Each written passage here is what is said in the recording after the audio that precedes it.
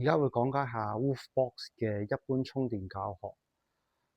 咁依家喺 App 入邊預設咗係着咗呢個 Plug and Charge 嘅，即係即插即充模式，咁就唔需要拍卡，一插槍就會充電。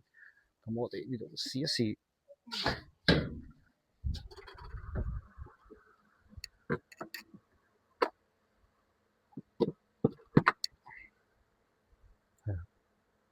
咁其實佢已經充緊電，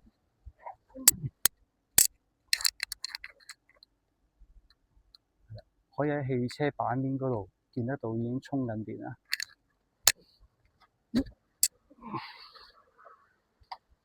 咁其實喺我哋個屏幕上面咧，都會顯示到充電嘅數據嘅。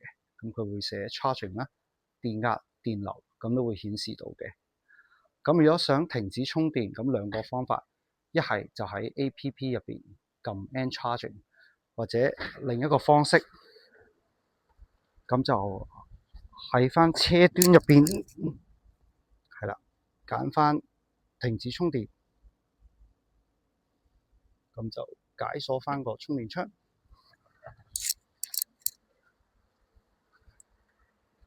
咁掹翻槍就已經完成。